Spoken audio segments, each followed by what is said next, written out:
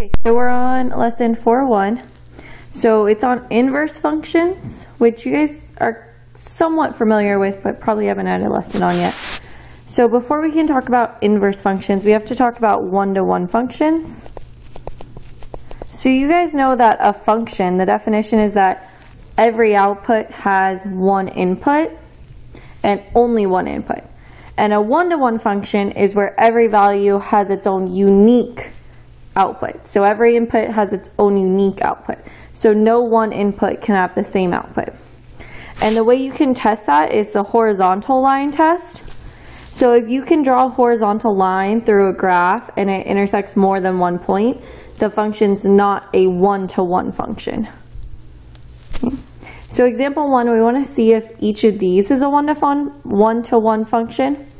So our first example, I'm going to do the vertical line test, or horizontal line test, I'm sorry.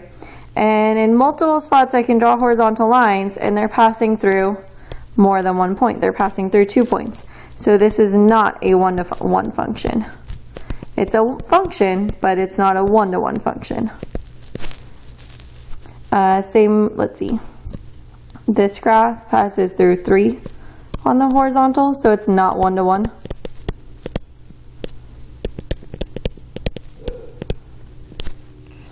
Here, let's see, input 1, output 2, 2, 3, 3, 4, 3, 5. Oh no, I'm sorry, this should have been a 4. But it wasn't, so this actually wasn't a function at all. Because a 3 went to both 4 and 5.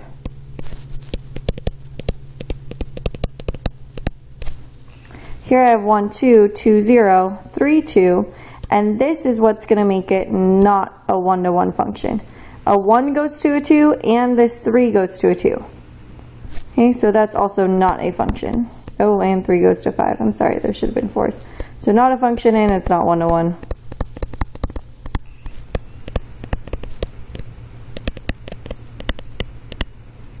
So an example of some that would be is if I have a graph, and if it's always increasing or always decreasing, it's going to be one-to-one.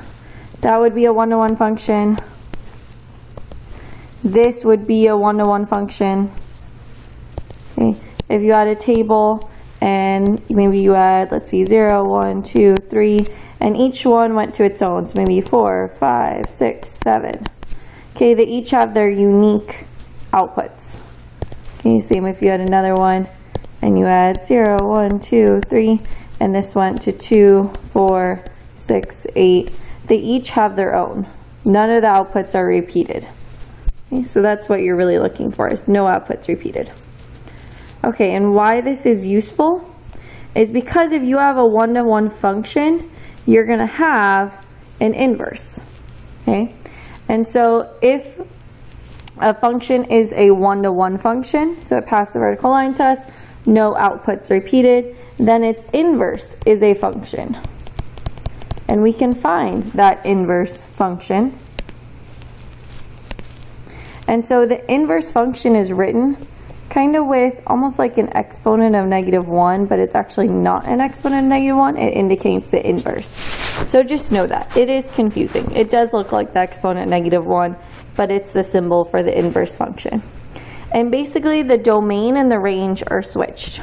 Okay? So the domain of the original function is actually going to become the range of the inverse, and the range of the original will become the domain of the inverse.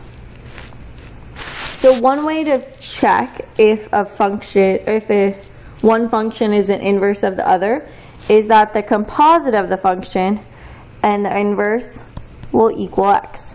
So the composite, so f of the inverse of x will equal x, and the inverse of the original will also equal x. Okay?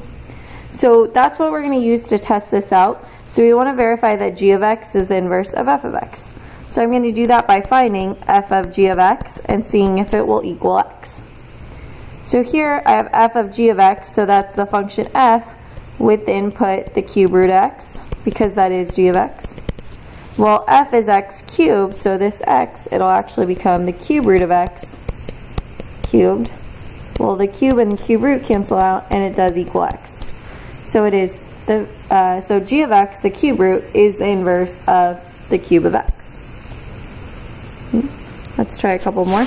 So here I have 3 of x and 1/3 x. So again, I'm going to test the composite function. So I'm going to have f of 1/3 x. Well, that 1/3 x will be plugged in where x is here. So it'll be 3 times 1/3 x, which will be an x. And one more, I'm doing f of g of x.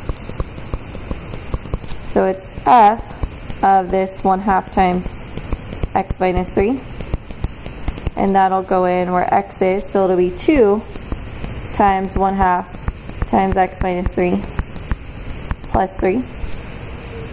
So that'll give me a 2 times 1/2 x minus 3 over 2 plus 3, which will give me an x minus 3 plus 3, which gives me an x. So that one was a little longer, but did check out. Okay, so now we're going to learn how to find some of the inverse functions, and it's actually pretty simple. It's a lot of algebra. And so to find the inverse function, you're going to switch the input x and the output y. Okay, so you're switching input and output, and then you're going to solve for y. It's really a two-step function. And then if you want to make sure that your result is correct, so say you're doing this on the test and you really want to be sure, then use the composite function like we just did. So here I want to find the inverse function, f of x equals 2x plus 3. So that's my original function. So now I'm going to write it as y equals 2x plus 3. Because remember, f of x is the output. It's another word for y. And now I'm going to switch. So my x is actually going to become a y, and my y is going to become my x. So then I'll have x equals 2y plus 3. Now I'm just going to solve for a y. So I'll subtract 3 from both sides, and I get x minus 3 equals 2y. Divide by 2. And then I get x minus 3 over 2 equals y.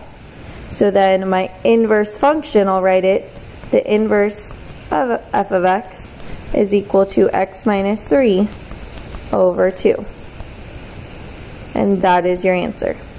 And then if we want to check it, we'll find the composite of the function and the inverse and check if it equals x. So in this case, it'll be the function of x minus 3 over 2. So I'll plug that in where I saw x right here.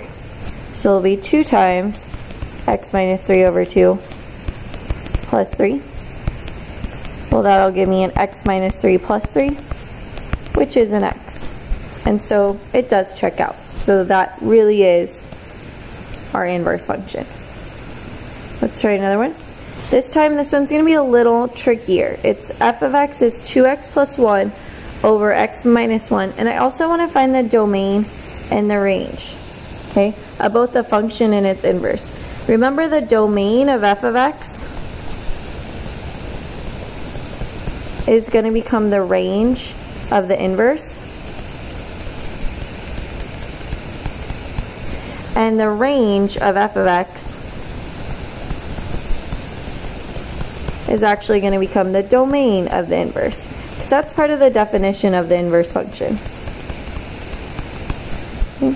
So now let's see if we can find it. So we have f of x, which really is y, is 2x plus 1 over x minus 1.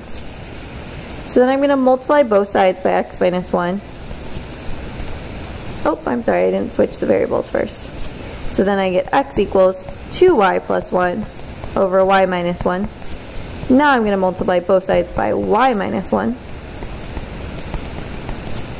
which on this side will give me a xy minus x equals 2y plus 1. So now I want to get all the y's on one side and all the x's and numbers on the other. So I'm actually going to add x to the right side, and then I'll get xy equals 2y plus x plus 1.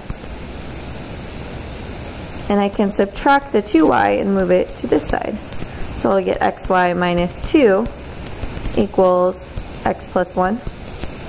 Here now I can factor out a y, so I get y is y times the quantity x minus 2 equals x plus 1. And then all I have to do is divide by x minus 2. And that'll cancel out this x minus 2. So then I get y equals x plus 1 over x minus 2, which then gives me a y, which really is my inverse of x, is x plus 1 over x minus 2. And that should be my answer. Okay. And I can see from my original function, which was this, okay, that the domain, okay, so here we're talking about f of x, and the domain of f of x, well, I can't have a 1 on the bottom here, or else my bottom will be 0. So my domain will be all real numbers except 1, which means that when I'm talking about my inverse function, that's actually going to be my range.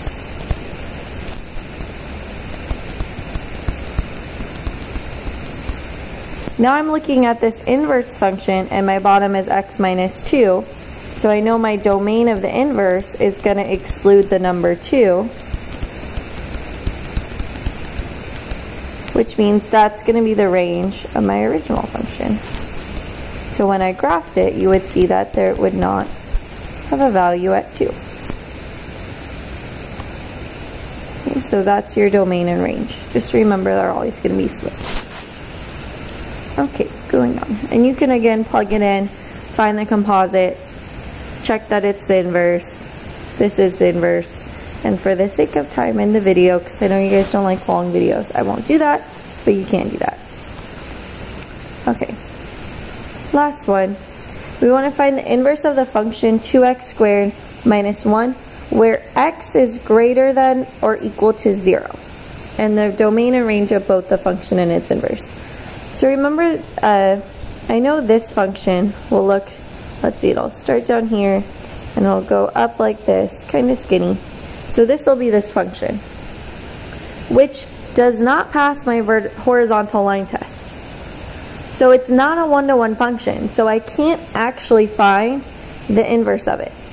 But it's restricting this domain to when x is greater than or equal to 0. So it's actually only taking this part, which this part does pass the horizontal line test. So in this area, there's only one unique output for every input.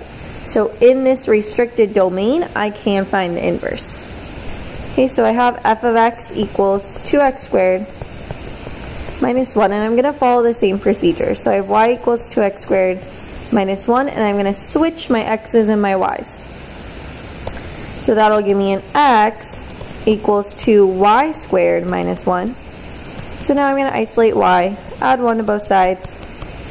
X plus 1 equals 2y squared. Divide by 2 on both sides. And you'll get x plus 1 over 2 equals y squared. Well, now how can I get y squared? I need to take the square root of both sides. And then I get that y is equal to the square root of x plus 1 over 2. And remember that your domain of your original was x is greater than or equal to 0. So your range of this new inverse function, which we'll write as f inverse of x, is radical x plus 1 over 2. So your range is going to be that y has to be greater than or equal to 0, because your domain was here that x is greater than or equal to 0. And actually, I think we wrote it wrong up here. Instead of x's, we should have used y's. I'm so sorry, guys. Those should have been y's. Okay. But you guys know that. You guys probably already caught that mistake. Okay, so, but now I also need to find the domain of this. Okay, well, I know this x plus 1 over 2, it's under a radical, a square root, so I know that x plus 1 over 2 has to be greater than or equal to 0. So I'll multiply by 2 on both sides, solve for x. So I get x plus 1 is greater than or equal to 0. So x has to be greater than or equal to -1. So that'll be my domain here. because your domain of your original function, this 2x squared minus 1, isn't actually restricted. It's all real numbers. Except it was restricted that it has to be greater than or equal to 0, which restricts my range. So here your x has to be greater than or equal to -1. So this is your inverse with its domain and range. Okay? So to summarize, to check the inverse, you use composites. So check the composite function will equal x. To find the inverse, you're going to switch x's and y's and solve for y. To find domain range, the domain of f of x is the same as the range of your inverse function, and your range of f of x is going to be your domain of the inverse function. Okay, that's all. See you guys later.